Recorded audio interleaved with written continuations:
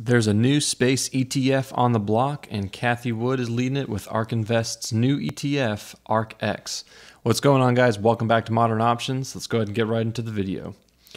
So ARKX officially launched their space exploration and innovation ETF on March 30th, and it launched just a little bit over 20 bucks, about 20 bucks and 14 cents. Cathie Wood suggests that over the next 5-year timeline that they're going to expect to see 20% growth on an annual basis, which is pretty good.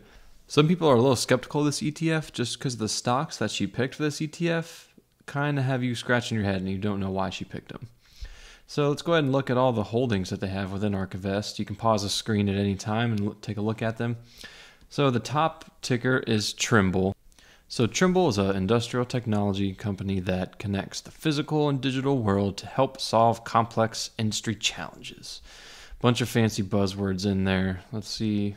So they work with agriculture, construction, geospatial. So they're using satellite data to map out agricultural farming. So it's a way that farmers are able to digitally track that, and construction projects.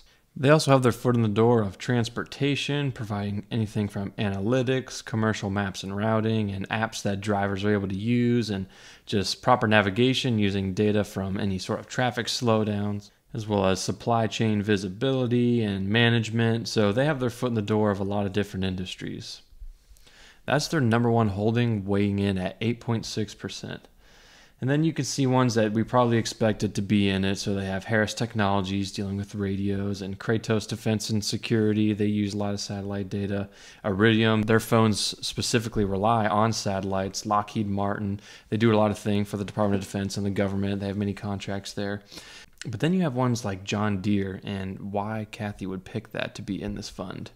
So doing some research, looking like they're on the horizon, have a bunch of different transceivers that they're going to be able to use to monitor their agricultural farming, and products that farmers can use to help better track their giant farms that they have. I mean, this slideshow has a whole bunch of different stuff on it. And none of this is groundbreaking technology that's going to be causing this ETF to spike really soon. One thing that Cathie Wood really does is she has a long-term investment mindset. So there's probably something that we're not seeing here at surface level that she does, because with her proven track record of picking stocks, she sees the long-term potential that this technology can have in the agricultural industry. Let's look back at some others. So we also see Nvidia in here. And one thing I was able to find out is that they're testing radiation-tolerant GPUs on board in space. So within the International Space Station, they're actually testing out a bunch of different processors to see which ones can withstand certain radiation levels. AMD's in there, Nvidia's in there, some other companies as well. So that's how Nvidia has their door in the space innovation realm. Just from those few stocks that you can see, this is something that I don't expect to just pop and just be in play like a meme stock. Although based on ARK's last year performance, they did very well for themselves during the pandemic and all the innovation with technology companies for everyone staying at home. You shouldn't expect to buy into this and get rich overnight. I definitely think this is a great long-term ETF with a lot of promising companies within here.